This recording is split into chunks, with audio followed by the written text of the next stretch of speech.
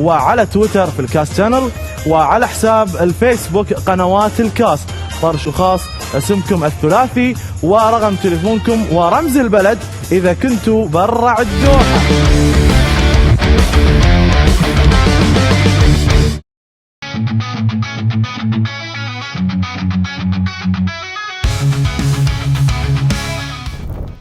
Semakin dekat dengan laga melawan Australia, sorotan yang datang ke Indonesia pun juga semakin besar, mengingat skuad Garuda datang sebagai tim kuda hitam di grup C.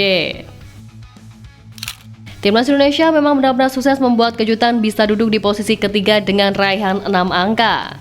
Hanya terpaut 1 angka dari Australia di posisi kedua atau batas akhir tim yang lolos otomatis ke Piala Dunia 2026. Indonesia dinilai banyak pihak memiliki peluang besar untuk melaju ke ajang bergengsi kelas dunia itu. Media Irak @Iraqis.ir bahkan diketahui menjagokan kelolosan timnas Indonesia dengan melihat segala gebrakan yang dilakukan oleh Ketua Umum PSSI Pak Erick Thohir. Yap, memang sejak menjabat pada awal 2023 silam, Pak Erick Thohir gencar meyakinkan pemain keturunan di Eropa untuk memperkuat timnas Indonesia. Hasilnya pun kualitas permainan timnas meningkat signifikan, yang mana keberhasilan lolos ke babak 16 besar Piala Asia 2023 dan juga memastikan tiket ke putaran final Piala Asia 2027 menjadi bukti nyata dari progres tersebut. Nah, setelah lolos ke babak 16 besar dan juga memastikan tepat di putaran final Piala Asia 2027, timnas Indonesia juga dalam track tepat untuk ambil bagian di Piala Dunia 2026. Sebab untuk finish di posisi kedua besar, skuad Garuda masih minimal mendapatkan 7 poin tambahan di 4 laga sisa grup C ini. 7 poin itu pun bisa didapat dari Australia, serta masing-masing 3 poin saat menjamu Cina dan juga Bahrain. Tentu saja dengan bermodalkan 4 pemain keturunan tambang seperti Ole Romani, Emil Audero, Dean James, dan Cui Pelupesi, peluang skuad Garuda untuk merealisasikan target tersebut terbuka lebar. Media Irak bahkan mencatat bahwa PSSI telah berhasil meyakinkan 19 pemain dari Eropa untuk membela timnas Indonesia, sehingga dengan amunisi yang ada ini mereka yakin dan berdoa agar Indonesia bisa menembus panggung dunia.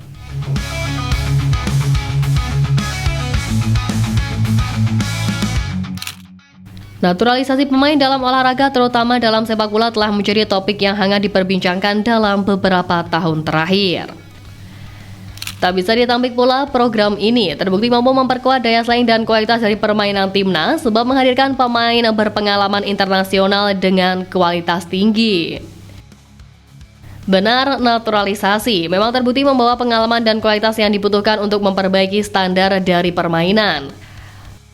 Pemain yang telah sukses di level internasional dapat berbagi pengetahuan dan meningkatkan kualitas teknis dan taktis timnas, sehingga bisa membawa semangat dan profesionalisme yang dapat mempengaruhi mental dan juga disiplin tim secara positif. Meskipun naturalisasi pemain asing adalah topik kontroversial dan harus diimbangi dengan pengembangan bakat lokal yang berkelanjutan, langkah ini bisa menjadi dorongan penting dalam membangun skuad Garuda yang lebih kompetitif dan menginspirasi generasi sepak bola mendatang. Karena inilah pembuktian yang ada dalam diri timnas Indonesia era ini, menjadikan media Irak bahkan berani memberikan bocoran Garuda Calling yang mana diunggah di akun Instagram @Irakis_ir. Dalam unggahan itu, media Irak menyebut 27 nama pemain, yang mana 20 nama diantaranya merupakan para pemain keturunan. Merespon hal tersebut pun, masyarakat Irak bahkan mengomentari susunan pemain itu dengan positif dan menyebut bahwa 20 pemain yang ada merupakan pemain profesional. Salah satu supporter Irak juga mengatakan bahwa mereka dahulu menertawakan Indonesia karena kebobolan 5 gol di babak kedua lalu. Namun sekarang Indonesia dinilai menjadi tim yang lebih baik daripada tim mereka.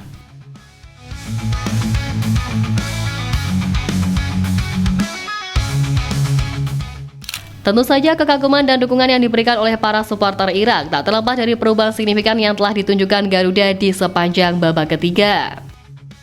Tak hanya supporter Irak, para fans Thailand dan juga Jepang bahkan juga ikut mendukung timnas Indonesia untuk lolos ke Piala Dunia 2026 sebagai satu-satunya wakil dari Asia Tenggara.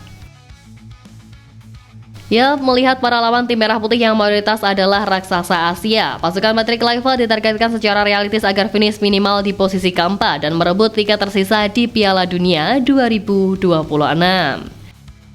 AFC selaku Federasi Sepak Bola Asia juga ikut menyoroti perjuangan timnas Indonesia dengan membuat pengakuan bahwa tim Garuda pernah tampil di Piala Dunia 1938 dan menyebut kalau skuad Merah Putih saat ini sedang memburu target ambisiusnya untuk lolos ke gelaran terakbar dunia itu. Garuda Indonesia sedang dalam misi untuk lolos ke Piala Dunia pertama mereka sejak 1938. Tulis AFC di Instagramnya @AFCAsianCup. Ayo Indonesia mencetak sejarah dalam kemajuan sepak bola Asia Tenggara. Salam dari Thailand.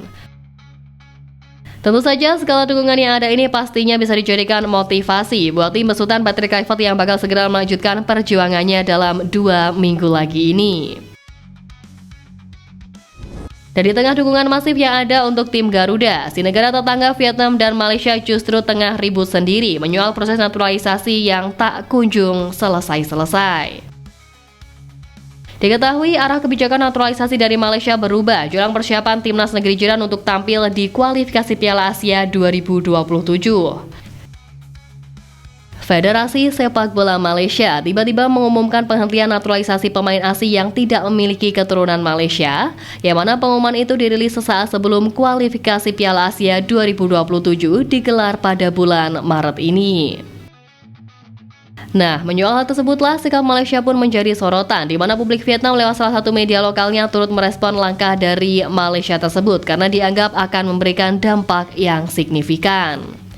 Menurut mereka, dampak itu bakal dirasakan Vietnam saat bersua Malaysia di putaran ketiga kualifikasi Piala Asia 2027, mengingat keduanya tergabung di grup yang sama.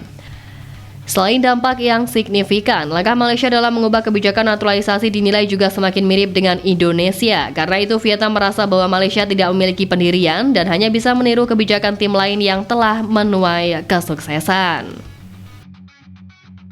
Keributan antar dua negara ini bahkan juga membuat legenda Malaysia Jamal Nasir merasa geram dengan negaranya sendiri karena ia merasa buta dengan skuad timnas Malaysia untuk turnamen sepenting kualifikasi Piala Asia 2027. Menurutnya, FAM seharusnya menyeleksi pemain lewat analisis mendalam, bukan melakukan naturalisasi pemain secara asal-asalan. Pemain keturunan yang dinaturalisasi pun tidak menjamin bisa masuk skuad dengan adanya evaluasi matang dari FAM. Dan sebenarnya begitu banyak nama yang sudah berseliweran di media, termasuk nama-nama pemain keturunan, tapi belum ada kejelasan yang pasti. Menilik ini, Jamal Nasir pun berharap yang terbaik untuk para pemain yang bergabung dengan timnas Malaysia untuk kualifikasi Piala Asia nanti, termasuk pemain-pemain yang berkarir di luar negeri atau abroad, yang bisa memberi keuntungan untuk tim meski juga harus mengatasi masalah yang ada sekarang.